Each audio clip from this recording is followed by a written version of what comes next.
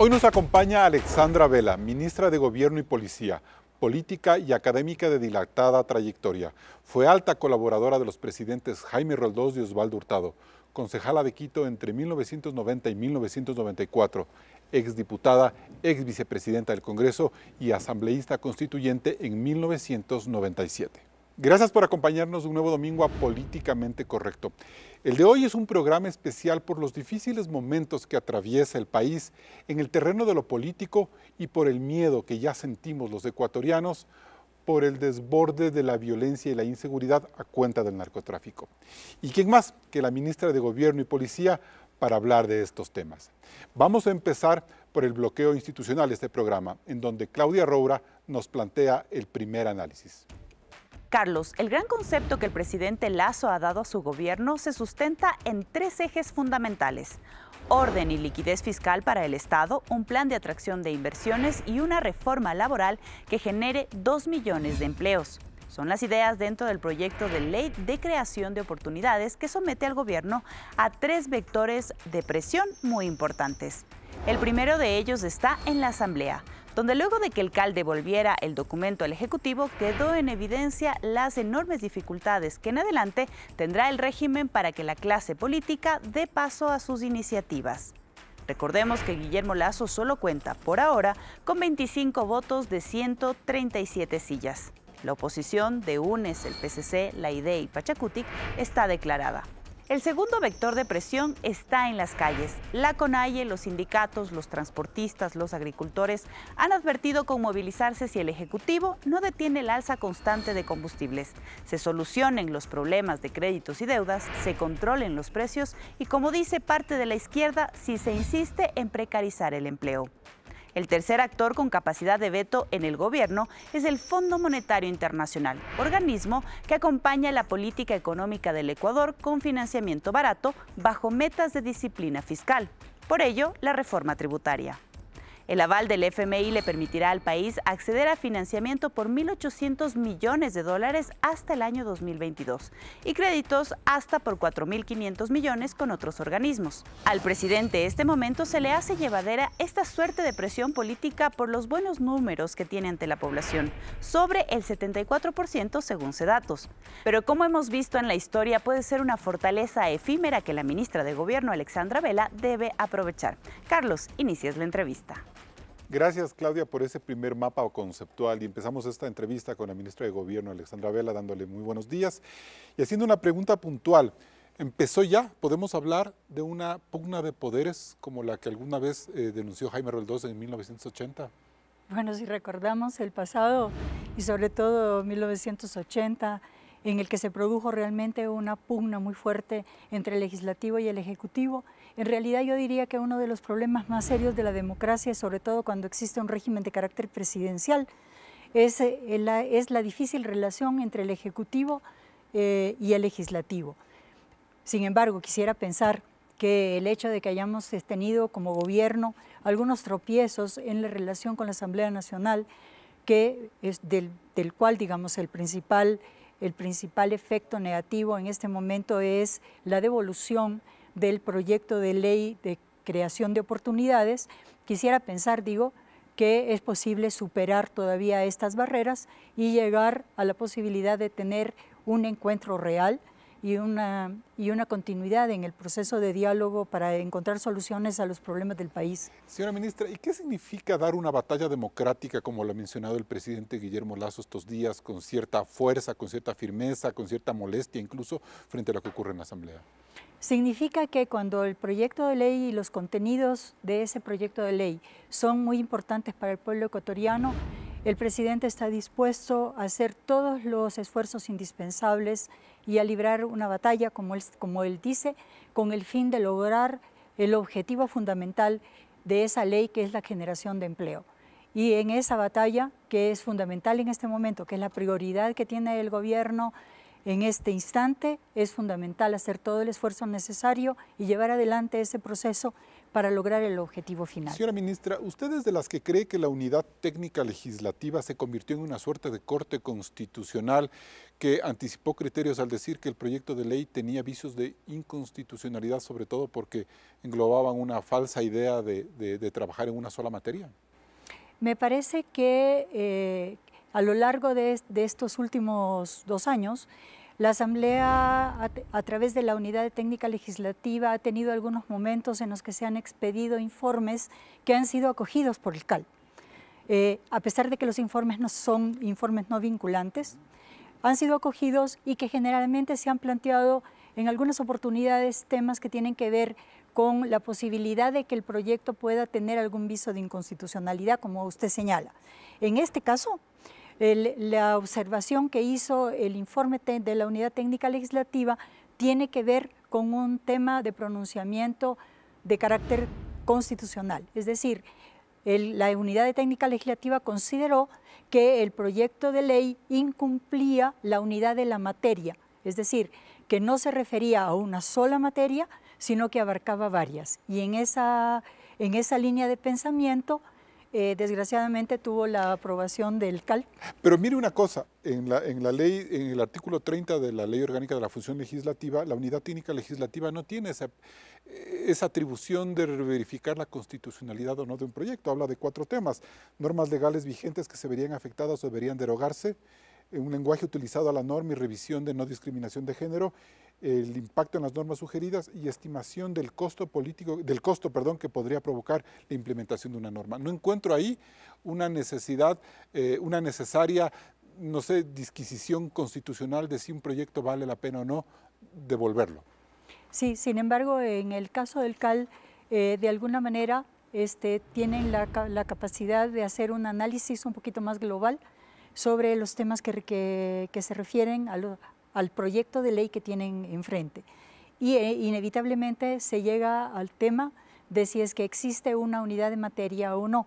Otra cosa es si es que se puede considerar que la declaración que se hace de parte de la Unidad de Técnica Legislativa y que es acogida por el CAL, efectivamente es una instancia en la que uno pueda decretar si es que existe o no constitucionalidad. Entonces, sí hay un bloqueo parlamentario, entonces, señora ministra. Lo que creo que es evidente es que hay 5 contra 2 es una derrota para el gobierno. Más que una derrota, yo diría que es una derrota para el pueblo ecuatoriano, es una derrota para las personas, para los 5.8 millones de ecuatorianos que no tienen empleo. ¿Cuántas leyes trole mandó Correa y mandó Moreno a la Asamblea? A algunas. De lo que la última que recuerdo en el caso de ellos fue el Código Orgánico de Monetario y de Planificación Financiera, por ejemplo. Era un proyecto de ley muy grande que tenía más de 300 artículos, que derogaba alrededor de entre 31 y 35 leyes, ¿ya? Y que por lo tanto era considerado como un proyecto de ley trole. Fue calificado como económico urgente, se debatió como económico urgente y se aprobó. Pero el hecho de que aquí tratemos tributos, temas laborales, cosas muy administrativas para empatar esta idea de inversión pública, que es lo que plantea ese tercer eje del proyecto de ley, es lo que a los asambleístas les genera esa preocupación de que puede ser una ley que quiera reformarlo todo en un solo proyecto y con eso se soluciona la agenda legislativa del presidente Lasso hasta el 2025. Bueno, en realidad, cuando hablamos de unidad de materia, la Corte Constitucional en su sentencia ha establecido que la unidad de materia no significa que un proyecto de ley se refiera a una sola reforma de ley, sino que se refiere al hecho de que se involucre una cobertura respecto de una materia, por ejemplo, el ámbito de la economía. En esa medida, cuando se habla de la economía, el eje fundamental que atraviesa el proyecto de ley es básicamente 2. El 1, la reactivación económica, y la eliminación de las trabas para que la economía del Ecuador pueda ponerse en marcha. Y segundo, el que esa marcha de la economía se refiera específicamente al objetivo fundamental. Entonces, de crear trabajo. ¿Se puede decir que la unidad de materia es la economía y sobre eso podemos reformar cualquier cosa? ¿No estamos como, no sé, manejando los conceptos de una forma bastante generalista? No, lo que estoy diciendo es que el proyecto de ley tiene un eje que es la reactivación económica. Y no importa que cualquier esa artículo reactivación que ahí económica La reactivación económica tiene un objetivo fundamental que es la generación de trabajo. Y ese es el hilo conductor de todo el proyecto de ley, de manera que el proyecto elimina una serie de trabas que se encuentran en diferentes proyectos de ley con un objetivo único que es activar la economía para producir trabajo. Bueno, entonces, ¿cuál es la salida ahora una vez que por estas razones, según las declaraciones de los asambleístas, se le ha devuelto el proyecto al Ejecutivo? ¿Qué van a hacer? ¿Cuál es el plan B? En este momento está el gobierno analizando el contenido de la declaración que fue hecha alrededor de la resolución tomada por el CAL, porque hasta este momento todavía la resolución no ha sido notificada oficialmente, de manera que una vez que la resolución llegue al Ejecutivo, tendremos la posibilidad de entrar a un análisis más profundo sobre el contenido de la resolución y adicionalmente analizar los diferentes escenarios que tenemos al frente para lograr que el objetivo final se cumpla, es decir, que logremos generar empleo. Señora ministra, cuando en el comunicado del gobierno señalan que la Asamblea habría negado la ley, es decir, la posibilidad de creación de oportunidades para el país, ¿están ustedes ya planteando un escenario, es decir, que esta ley, por ejemplo, podría entrar por el Ministerio de la Ley, valga la redundancia, por el hecho de que no fue tratada por la Asamblea? ¿Esa es una opción? En este momento no hemos entrado a analizar el tema a profundidad porque la resolución no ha sido notificada oficialmente a la Asamblea Nacional y el punto de partida es el texto que recibamos del proyecto de ley. Mientras tanto, todos los escenarios están abiertos y de alguna manera también en el comunicado hecho por los 4 jefes de bloque de la Asamblea Nacional, ellos han establecido una posición de la Asamblea respecto al tema al que usted se acaba de referir. Pero ¿eso qué significa entonces? Que vamos nosotros a tener la posibilidad de pensar ya en que este proyecto no va a poder volver a ser enviado como tal, con el concepto de unidad de materia, porque eso es lo que han dicho la mayoría de Ese tema plantea un problema de fondo, ¿verdad? ¿Por qué razón? Porque si nosotros nos atenemos a lo que ha sido dicho en la opinión pública, lo que uno está escuchando es: este proyecto de ley no cumple la unidad de materia. Y no la cumple porque no se refiere específicamente a un solo tema, sino que topa varios temas. Esto modifica un criterio previo que ha tenido la Asamblea Nacional durante los últimos, por lo menos, 6 años. Entonces, frente a este escenario, lo que tendría el gobierno que hacer es volver a revisar la totalidad del conjunto del proyecto de ley y pensar entonces en qué hacer frente a eso. Si es que dividir todo por vagones, como si estuviéramos hablando de un y mandar tren, proyectos de ley y mandar distintos. Proyectos de ley o al mismo tiempo con carácter ordinario o uno con carácter urgente y otros con carácter ordinario para tratar de conseguir al final el tener un solo proyecto de ley que permita efectivamente activar la economía y sobre todo generar empleos. ¿La posibilidad de mandar un proyecto uno por uno no está dentro de las alternativas del gobierno? Es decir, primero el laboral, luego el tributario, luego el de inversiones, o en el orden que ustedes consideran. Me parece que eso sería perder muchísimo tiempo y que frente a la urgencia que tenemos y a la prioridad y a la demanda que tienen los ecuatorianos de tener un trabajo, esto implicaría un proceso que puede durar 1 año, 1 año y medio, hasta que se obtuviera el resultado final. Y eso no permitiría atender la urgencia que tienen los ecuatorianos. La gente que no tiene trabajo en este momento no puede esperar Ministra, 1 año y medio. Es decir que no es negociable que la ley tenga que estar vigente ya para finales de 2021. Creo que es fundamental que la ley esté vigente para fines de diciembre del 2021. Bien, nos vamos a un primer corte comercial, seguimos en Políticamente Correcto. Recuerde que Políticamente Correcto está en vivo en Radio Suceso 101.7 FM Quito y en un reprise a las 20 horas. Regresamos enseguida con más de esta entrevista con la ministra de Gobierno, Alexandra Vela. Seguimos en Políticamente Correcto. Ministra Alexandra Vela, hay una duda que tienen algunos juristas en el sentido de que si hay cierta jurisprudencia con la Corte Constitucional, en el sentido de haber entendido con un criterio más amplio este principio de unidad de materia, el CAL el Consejo Administrativo de la Legislatura, ¿se habría ido en contra de esa jurisprudencia de la Corte Constitucional con la devolución de este proyecto? Ese es un tema complicado, ¿verdad?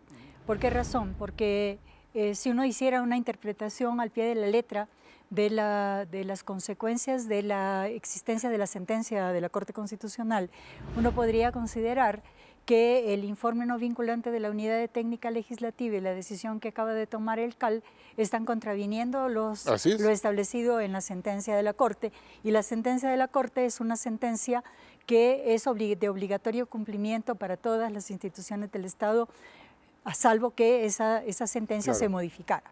Entonces uno podría interpretar, como de hecho lo han hecho algunos de los constitucionalistas, de que allí existiría como un exceso al menos en la atribución que le corresponde al CAL. Y bajo esa interpretación podríamos sugerir que la ley ya podría entrar por el ministerio. Bueno, esa podría ser una de las consecuencias. El problema aquí es que es evaluar de manera adecuada lo que se produjo en la decisión y en el informe, y como consecuencia la decisión del Consejo Administrativo de la Legislatura, y entender exactamente cuál es el sentido de la decisión adoptada en el CAL. Para ver si la ley entra a regir. Para saber cuáles son las alternativas que tiene el Ejecutivo una vez que se ha producido la decisión del CAL. Una de ellas es que la ley entre a regir por el Ministerio de la Ley. Podría ser. Esa podría ser una opción. Podría ser una opción dependiendo de cómo se maneje el tema, pero creo que en este caso hay que hacer un balance entre el tema estrictamente jurídico y el tema del manejo político y del buen entendimiento entre ambas funciones del Estado. Ahora, hay otro escenario que tampoco se subsanaría con esta crisis política alrededor de la ley, y Pablo Dávila, el ex consejero de Participación Ciudadana, le quiere hacer una pregunta, señora ministra. Gracias. Señora ministra, considerando el momento que vive el país y las circunstancias que enfrenta el Poder Ejecutivo, ¿cuál sería el objetivo fundamental de plantear una consulta popular? ¿Superar una inminente o una real crisis de gobernabilidad, o plantear cambios estructurales de fondo que necesite el país? Y sobre la base de esa reflexión, ¿considera usted que una solución alternativa podría ser la disolución de la Asamblea Nacional precisamente para superar una crisis con el Poder Legislativo y para viabilizar la implementación del plan de gobierno? Gracias, señora ministra. En realidad son 3 preguntas y todas tienen un contexto complejo, ¿verdad? Entonces analicemos la primera. Si se plantea una consulta, y el gobierno ha dicho reiteradamente que es una posibilidad el plantear la consulta, por cierto, no como un mecanismo de amenaza ni de presión para la Asamblea Nacional, sino porque existen ciertos temas de carácter estructural dentro de la Constitución que de alguna manera se han convertido en un lastre para el manejo. Además, porque el CAL se pudo haber hecho el harakiri con la forma en la que tramitó la ley, ¿no es cierto? Sí, claro. Okay. Así es. Entonces, el primer problema es que la consulta debe ir a proponer aquellos temas que son fundamentales para la solución de los problemas. Y parte de los problemas están ubicados en la estructura constitucional, por ejemplo, en el tema del Consejo de Participación Ciudadana. Pero yo no le veo eso como un tema menor. Este momento es un tema menor, mejor dicho, porque el problema es la Asamblea. Yo diría que de la Asamblea depende. O sea, puede convertirse en un problema grande de gobernabilidad, o puede convertirse en un mecanismo que colabore en conjunto con el Ejecutivo, y por cierto del Ejecutivo con la Asamblea Nacional, para lograr destrabar estas trabas que se han producido al inicio de esta relación. Y creo que en esa línea hay que trabajar haciendo todo el esfuerzo para lograrlo. Lo que a mí me preocupa es una cosa: independientemente del resultado que tenga este proyecto de ley, que bien pudiera entrar por el Ministerio de la Ley, si es que vemos que el CAL desobedeció la jurisprudencia de la Corte Constitucional, o se plantea una consulta, o finalmente la Asamblea llega a aprobar este documento, me parece a mí que ustedes tienen 44 meses para estar lidiando con una Asamblea en la que ustedes no tienen mayoría. ¿No sería mejor pensar ya en una opción de muerte cruzada como una forma de destrabar el conflicto político de aquí a futuro? Me parece que esas son palabras mayores, ¿verdad? O sea, creo que en la Constitución del año 2008 se introdujo por primera ocasión un mecanismo que tiene más que ver con un régimen de carácter parlamentario que con un régimen de carácter presidencial como el que tiene el Ecuador en este momento, y que implica la posibilidad de que se vuelva, o sea, se haga tabla rasa y se vaya borra y va de nuevo, a través de la posibilidad de que se disuelva la Asamblea Nacional y se vaya a una elección en el corto plazo, digamos, se vaya a una nueva elección en la que se ponen en juego tanto la presidencia de la República como la legislatura. Me parece a mí que cuando se está tratando una cosa de ese nivel, hay que tener muchísima prudencia y mucho cuidado con ese manejo, de manera que usted puede ver que a pesar de haberlo planteado, el presidente Correa nunca lo hizo. Yo digo por el hecho de que el presidente Lasso ha dicho de manera insistente en que este proyecto de ley es como el alma del gobierno por su proyecto de reactivación económica. Entonces, ¿sería una obstrucción o no del proyecto de desarrollo si es que esta ley se embolata en la Asamblea? Si es que el proyecto de ley no llega a feliz término y no consigue ser aprobado, el problema fundamental es que no se resolvería, no habría posibilidad de resolver el problema fundamental que tienen los ecuatorianos en este momento, que es la falta de empleo. Y ahí el escollo está en los políticos, independientemente de cómo estamos viendo el problema. En este momento existe un desencuentro respecto del tema relativo al proyecto de ley, y creo que es fundamental lograr que ese desencuentro se destrabe y que se logren los acuerdos indispensables alrededor de este tema, porque no podemos seguir teniendo 5.8 millones de ecuatorianos sin trabajo, esperando sin edie hasta que haya un acuerdo que permita solucionar sus problemas. Pero, señora ministra, muchos de esos asambleístas dirán que el plan de trabajo del presidente Lasso es un sueldo de $200 para la gente. No. El programa de trabajo del presidente Lasso es reactivar la economía, generar trabajo, darle trabajo a los 5.8 millones de ecuatorianos que no lo tienen. Que a lo mejor no trabajen 40 horas, sino 20 horas a la semana. Es indispensable que lo tengan. Y le doy un ejemplo. Supongamos que yo tengo un estudiante universitario y que este estudiante universitario carece de los medios económicos para poder pagar la universidad. Este estudiante tiene un horario de trabajo en las clases, y este horario es en la mañana, desde las 7 de la mañana hasta las 12 del día. Para poder pagarse sus estudios, este estudiante debe poder trabajar a partir de las 2 de la tarde hasta las 6 o 7. En este momento eso no es posible. Y sin embargo, este niño necesita estudiar y necesita trabajar.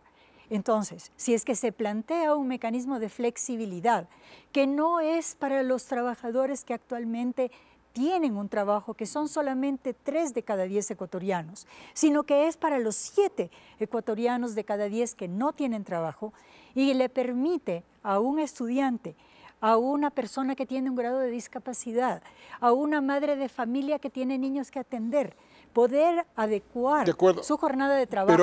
¿Por qué razón no permitirlo? Pero hay mucha gente que necesita trabajar 40 horas a la semana. Entonces trabaja 40 horas. Pero con un esquema en el que al empresario se le facilita jugar, o sea, más que jugar, como administrar mejor los horarios y quizás contratar gente que no venga toda la semana, sino media semana, es una forma de ganar $200. No. La idea de este proyecto no es que la gente gane $200. La idea de este proyecto es que todo el mundo pueda ganar más de $400 y que lo pueda hacer de acuerdo con las condiciones del mercado laboral del siglo XXI, no de las de hace 80 años, porque el mundo ha cambiado. Y si nosotros no reconocemos esa realidad, entonces vamos a seguir teniendo un bloqueo y desplazando, excluyendo a 5.8 millones de personas de la posibilidad de tener un trabajo digno. Pero hay otro tema, ministra, para salir ya un poco del tema legislativo, que sigue llevándole al país en una agenda que ya tiene más de 40 años. Y veamos lo que nos dice un asambleísta en una pregunta que le formuló a usted. Las políticas de los precios de los combustibles deben ser regulados por el Estado. No lo decimos nosotros, lo dice la Constitución, señora ministra. Sin embargo, como sabemos, en mayo del año pasado se firmó el decreto 1054 que le entrega la potestad de la fijación de los precios de los combustibles a las comercializadoras, es decir, al sector privado. ¿Cómo así, señora ministra, entregaron la potestad del Estado para el sector privado? Agradezco la pregunta de mi querido amigo Salvador Quispe. En realidad no, ese no es el punto de preocupación alrededor del tema de los combustibles. El problema fundamental de los combustibles no es el que señala Salvador. El problema fundamental del subsidio a los combustibles es cuál es el objetivo de subsidio. ¿A quién está subsidiando y de qué manera afecta a los más pobres? Si es que uno continúa con la política de subsidio establecida antes, los únicos grupos que se benefician son las personas de más altos ingresos, porque por eso esto es lo que se llama un subsidio de carácter regresivo. ¿Quiénes se benefician más con este tipo de subsidio? ¿Los más pobres? No. ¿Las personas que están en el campo? No. ¿Las personas que están en las comunidades? No. Los que se benefician son las personas que tienen más altos ingresos. Punto 1. Punto 2. Se benefician los que utilizan el combustible como materia prima para su industria. Por ejemplo, el narcotráfico. Y se benefician los que contrabandean el combustible, que es más barato, y lo trasladan fuera de la frontera. Pero eso no es bueno para el país. ¿Y la clase media la que ahora tiene que pagar más por la gasolina extra, digamos la súper? No, la gasolina extra está en el nivel del precio internacional desde hace algún tiempo. Pero sigue subiendo cada mes, ministra. No, la y ahorita, gasolina no. La gasolina sí, la gasolina se va ajustando. El diésel sube cada mes, pero la gasolina también se ha ido ajustando. Es decir, ahora tenemos una gasolina mayor a lo que estaba antes de octubre de 2019. Entonces, la preocupación de la gente es, ¿va a seguir subiendo esto hasta que finalmente, no sé, se vuelva impagable? Por esa razón es que el gobierno está analizando el mecanismo de la focalización del subsidio y del manejo del tema del combustible, teniendo en cuenta cuánto significa el incremento del combustible en la estructura de costo del transporte y sincerando las cifras, proceso en el cual los señores transportistas que han estado desde el 2 de junio sentados en una mesa de trabajo con el gobierno nacional han hecho un aporte fundamental. Pero están medio preocupados ellos, no se sienten muy seguros con los acuerdos que están avanzando ustedes. No, yo creo que más bien se ha avanzado muchísimo. ¿Y en qué va a terminar la negociación? Con la gente. Vamos a terminar con un acuerdo. Pero no está claro todavía bajo qué aspectos, es decir, un subsidio a los repuestos de los transportistas, alguna forma de compensar el costo del diésel o subsidiarles a ellos el diésel. No, existen diferentes realidades de cada uno de los transportistas. No todos tienen el mismo problema, de manera que se ha ido avanzando con cada uno de los sectores, porque no es lo mismo el sector del transporte pesado que el de las camionetas que conducen a los estudiantes a los colegios o el tema del transporte de carácter comunitario o los triciclos. Cada uno de ellos tiene una realidad diferente. Con todos ellos se ha avanzado bastante y estamos a punto de tener los resultados de la consultoría que se está esperando para poder sentarnos de nuevo a la mesa. De hecho, debíamos haber tenido una reunión el día en que se produjo la crisis carcelaria. Bien. Esta reunión se va a llevar a cabo, entiendo yo, que la próxima semana. Me voy a ir a corte, señora ministra, pero antes de irme a corte, valga la redundancia, quiero que mire esta imagen y que me diga qué le representan a usted esos 4 personajes presidentes de la República. Jaime Roldós, Osvaldo Hurtado, Yamil Maguad y Guillermo Lasso. 4 momentos diferentes del poder y de lo que el poder puede hacer en función del pueblo ecuatoriano, para su beneficio, que es para aquello para lo cual el poder sirve. Bien, nos vamos a un nuevo corte comercial. Seguimos en Políticamente Correcto. La violencia se desborda en Ecuador. Masacres en las cárceles y asesinatos en las calles. ¿Cuáles serán las acciones urgentes para restablecer la calma? Se lo preguntaremos luego del corte a la ministra Alexandra Vela. Una nueva masacre en la penitenciaría del Litoral deja más de 100 muertos y heridos. En lo que va del año, unas 240 personas han perdido la vida en violentos enfrentamientos en los centros de rehabilitación social. Pero en las calles, la inseguridad también sube. Veamos. Ecuador vive una ola de violencia sin precedentes. En las cárceles en todo este año, más de 240 personas han muerto por peleas de bandas delictivas que se disputan el territorio de venta de droga y desafían la seguridad del Estado. Los centros de rehabilitación se han convertido en auténticos escenarios de guerra. El gobierno de Guillermo Lasso enfrenta la peor crisis carcelaria. En apenas 4 meses, un centenar de personas han muerto en 3 amotinamientos. El más grave de toda la historia ocurrió esta semana, con 118 fallecidos. Se trata además del 5º amotinamiento más grave de América Latina.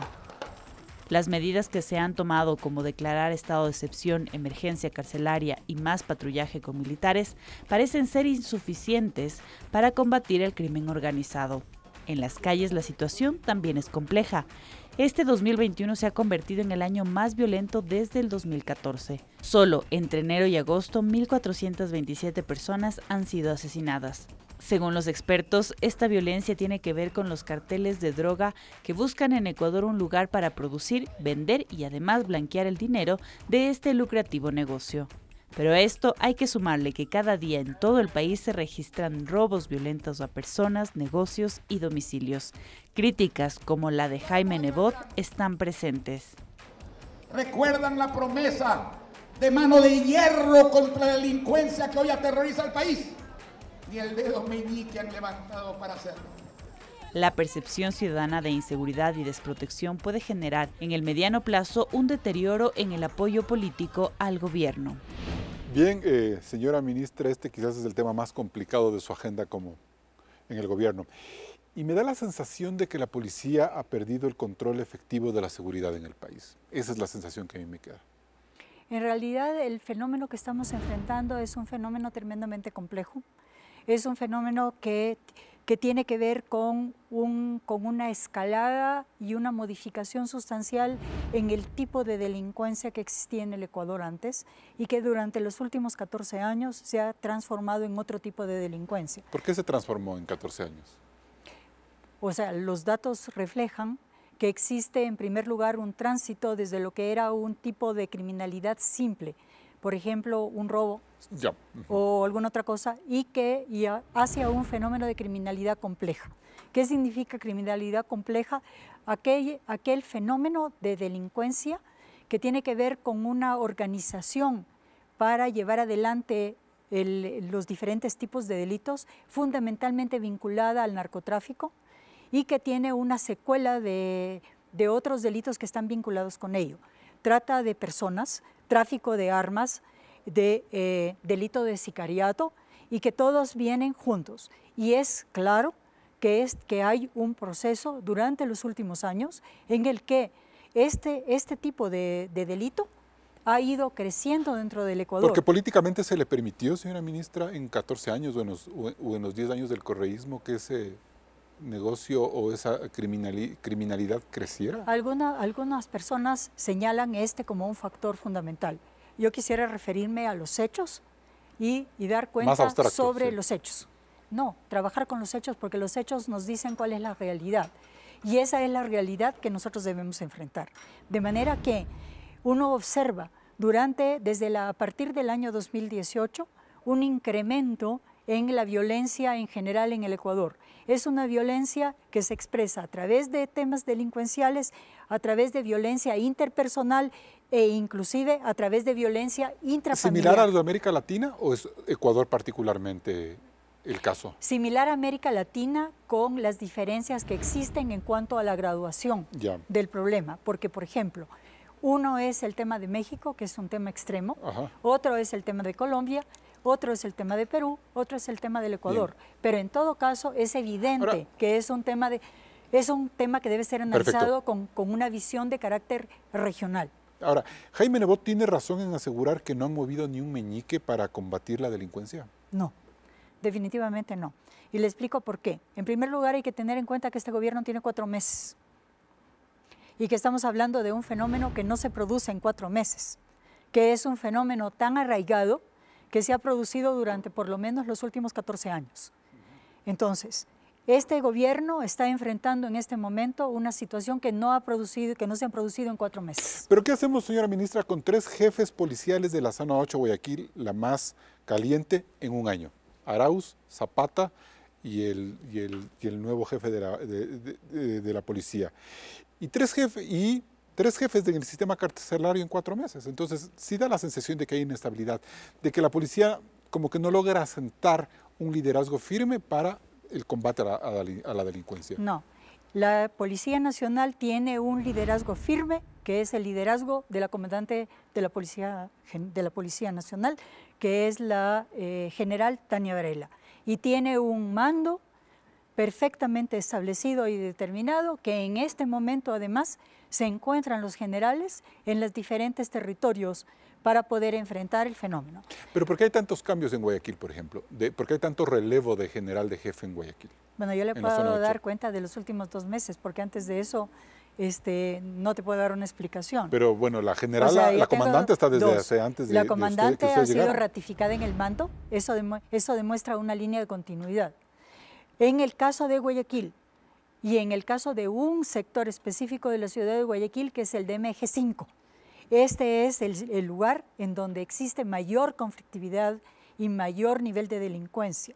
Y es en ese espacio en el que se han concentrado grandes esfuerzos de la Policía Nacional, en el eje de carácter operativo, en el eje investigativo y ahora último, a través de la intervención de una unidad especial generada para esto que, por ejemplo, ha permitido que durante las 3 semanas que esta unidad lleva operando en ese lugar, se haya disminuido las tasas de delincuencia y de homicidios en el DMG5 de un promedio de entre 6 y 8 muertes en el día a un promedio de 1 a 3 durante una semana. Ahora, pero bueno, eso puede ser un avance que me parece interesante, pero lo que reflejan las cárceles, por ejemplo, no siento yo que hay un avance, sino hay un agravamiento.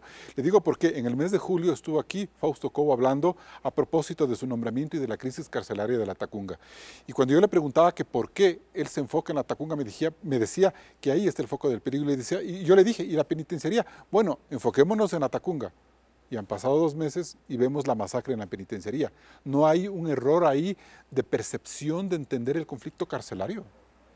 A ver, yo creo que el fenómeno carcelario hay que entenderlo en su real magnitud y en su complejidad. Yo creo que en primer lugar lo que está sucediendo en este momento nos cuestiona el tipo de manejo de régimen carcelario que el país tiene. Que la opción que se hizo hace 10 años para llevar un modelo de régimen penitenciario de concentración en un centro penitenciario grande como ha sucedido en el caso de la penitenciaría del Litoral o en el caso de la Tacunga. Entonces, el primer problema grave es si es que efectivamente ese modelo carcelario que se propuso hace más de 10 años es el modelo carcelario que es el que conviene en el país. Pero eso ya deben saber ustedes, pues, ahora, ministra. Segundo, sí, como repito otra vez, este gobierno tiene 4 meses y el fenómeno no se creó en esos 4 meses. Pero en este gobierno, o sea, coincidió que en este gobierno se produjera la mayor matanza de muertos en América Latina y en Ecuador. Así es, Carlos. Y entonces señalo cuál es el problema de fondo. El régimen carcelario. ¿Por qué? Porque un régimen carcelario no es para poner en una caja a las personas. Un régimen carcelario es parte de un sistema de justicia con el objetivo de rehabilitar y de conseguir que la persona que entra a una cárcel pueda, al terminar de cumplir su condena, reintegrarse a la vida. Esa es la estrategia Nebot también, ¿no? La estrategia Nebot, la estrategia social cristianismo ha sido siempre meter presos en las cárceles y acumular de presos en combate a la delincuencia. Esto no es el tema. No se solucionan los problemas de este tipo solamente aumentando penas. Ni metiendo a todo el mundo en la cárcel. Así es. Y tampoco es un régimen de carácter sancionatorio. La sanción es la parte final. Entonces, la complejidad que tiene el problema de las cárceles y lo que se está dando dentro de la cárcel en este momento es una lucha abierta entre 2 bandas o grupos delincuenciales, a veces son 3 y 4, las que están dentro de la cárcel por controlar la cárcel y por controlar los mercados de tráfico que están fuera de la cárcel. De eso vamos a hablar en el siguiente bloque, pero yo quiero cerrar con una última pregunta que me parece interesante. Ustedes, como gobierno, tienen que cuidarse por las sanciones que pueda tener el Estado en derechos humanos por lo que está ocurriendo en las cárceles. Esa debe ser una prioridad. La prioridad no es cuidarse como funcionarios del gobierno, como Estado, de la sanción ni del Estado. La prioridad es proteger la vida y los derechos de las personas privadas de libertad que se encuentran dentro del centro carcelario. Esa es la prioridad del gobierno. Pero hay un problema de derechos humanos ahí, por el que el Estado tendrá que rendir cuentas. Y Moreno y Lazo les tocará. Estoy señalando que ahí hay un problema de derechos humanos, estoy señalando que esa es la prioridad del gobierno y estoy asumiendo adicionalmente la responsabilidad que como Estado y como funcionarios de ese Estado tenemos por los hechos sucedidos dentro de la cárcel. Bien, nos vamos a un nuevo corte comercial y seguimos en Políticamente Correcto con este interesante debate sobre seguridad aquí con la ministra de Gobierno. Este y todos los programas de Políticamente Correcto están en vivo en ecuavisa.com. Regresamos enseguida con más de la entrevista a la ministra de Gobierno, Alexandra Vela, y el reto de la estabilidad.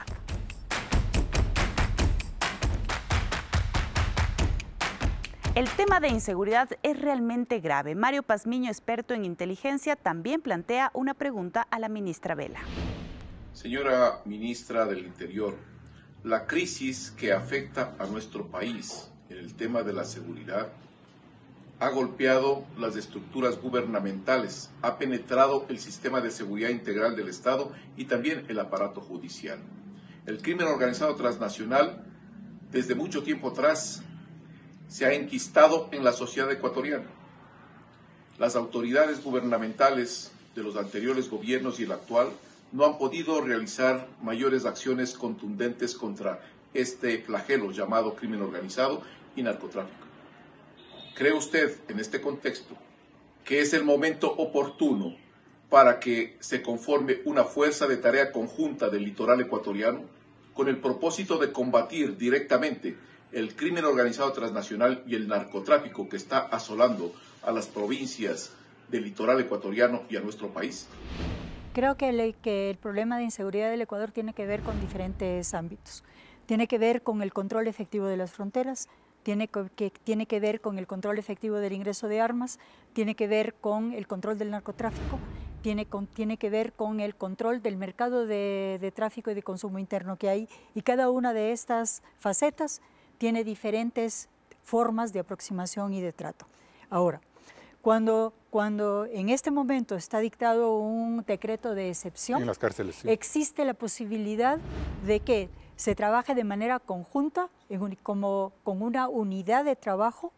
No quisiera utilizar la palabra que utilizó el señor Mario Pazmiño, de task force, o sea, de una fuerza de tarea, porque es un término que podría confundir a la ciudadanía. El término es un término de uso militar.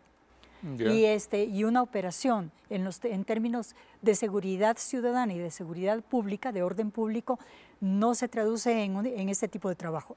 En este momento que existe el proyecto, el decreto vigente de excepción, entonces es posible contar con el respaldo de Fuerzas Armadas, como se está dando desde las 23:45 del día de antes de ayer, en un trabajo conjunto entre las unidades de la Policía Nacional, las unidades de los ASPs, es decir, de los agentes pero solo para internos, las cárceles, ¿no es cierto? Y los de acá, y los otros, para las cárceles.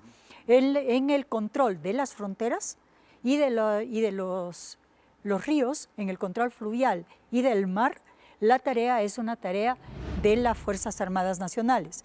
Y la tarea interna, digamos, del control de seguridad es de la Policía Nacional, teniendo en cuenta que el control de la cárcel no le corresponde a la Policía Nacional. Y no debería... Solo cuidamos el perímetro. Ahora, señora ministra, ¿no sería conveniente que por el momento la policía controle las cárceles mientras se da una reingeniería total a los guías penitenciarios por 1 o 2 años? ¿Es posible eso? ¿Se ha trazado usted como un escenario? Hemos analizado cuáles serían las consecuencias y si es que tenemos un marco legal apropiado para eso. Y hemos tomado algunas decisiones respecto del tema de seguridad, teniendo en cuenta que hay que tener un plan general, plan que estará completo hasta el mes de diciembre, que se han hecho planes específicos para cada una de las áreas, planes de intervención específicos, planes de modernización para la Policía Nacional y planes de capacitación para el personal para poder enfrentar el fenómeno de la criminalidad compleja. Eso, sin embargo, todavía no es suficiente, de manera que hemos solicitado también un respaldo a los organismos internacionales y tendré una reunión con ellos el día lunes para poder establecer una atención al fenómeno carcelario que permita solucionar el problema de fondo. ¿Y cómo podrían ayudar los organismos internacionales, señora ministra? Por ejemplo, en trasladar las experiencias que se han llevado a cabo en otros países que han sido positivas para enfrentar las situaciones que tenemos dentro de la cárcel. Porque lo que a la gente así le molesta y le inquieta es decir, ¿cómo es posible que se dejen entrar tantas armas a la cárcel. Es que no se dejan entrar. Hay un cuidado del perímetro externo, de los filtros internos, y sin embargo siguen entrando armas. ¿Pero por qué? Entonces, ¿por qué? Estamos, por ejemplo, en este momento adquiriendo escáneres especiales que no son solo para las personas, sino para cualquier tipo de vehículo que ingrese a un centro carcelario. Se está trabajando en este momento en la implementación de un mecanismo alterno de seguridad con las cámaras de seguridad dentro de la cárcel.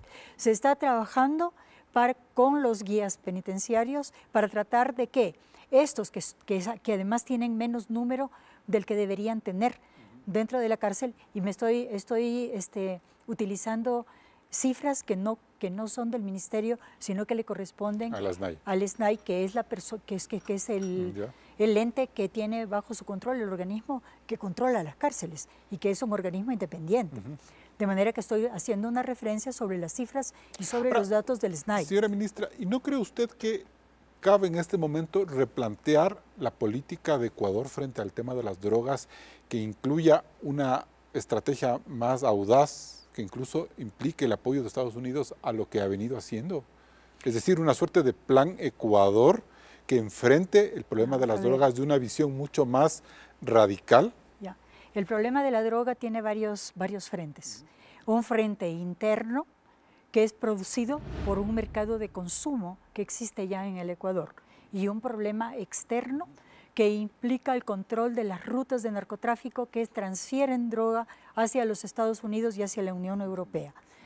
Todo esto es un trabajo que está ligado frente a una realidad que se está produciendo en el territorio, teniendo en cuenta que el proceso de incursión del narcotráfico en el país, que se ha producido durante los últimos años, no durante los 4 meses de este gobierno, es un proceso que se ha ido consolidando y llevando al país de ser un país de mero tránsito hacia un país en donde hay almacenamiento interno. Sí, pero yo le digo una cosa. Y eso implica un incremento y una estrategia diferente para enfrentar ese fenómeno. Y ese fenómeno tiene que ser enfrentado ahora. Por eso. Para que no exista después una situación similar a la que se ha dado en otros países, como en el caso de México. Y para eso se necesita una estrategia más audaz. Así es, y en esa estrategia el gobierno ha implementado algunas cosas y está trabajando la profundización de la misma. ¿Y profundizarán con los Estados Unidos, por ejemplo, esa realidad? Hemos aumentado la cooperación con los Estados Unidos, pero no solo con ellos. Hemos entrado en un proceso de mayor cooperación y con la Unión Europea, con los Países Bajos y con otros países dentro de la Unión, y en una cooperación mucho más grande con la Policía de Colombia, y esperamos tenerlo así también con la policía en el caso del Perú. Pero adicionalmente... Pero eso es una cooperación nada más, ¿no es cierto? La cooperación es fundamental para el ingreso y para el manejo del tema, porque, por favor, la cooperación y el trabajo conjunto tiene que ser hecho dentro de lo que significa el sistema de un Estado soberano. Y en consecuencia, la cooperación y el respaldo se hace para apoyar la política en contra de la delincuencia y del narcotráfico del Ecuador como Estado soberano. ¿Y eso significaría que, por ejemplo, las Fuerzas Armadas ecuatorianas y la policía se vayan a profesionalizar con sus pares de otros países para mejorar la interdicción interna, no hablo externa, del control de las drogas? Sí. En el caso de la Policía Nacional, en completo, conozco el plan íntegro. En el caso de las Fuerzas Armadas, ese le corresponde al señor Ministro de la Defensa y no quiero hacer un pronunciamiento sobre eso. Nos vamos a un siguiente corte comercial.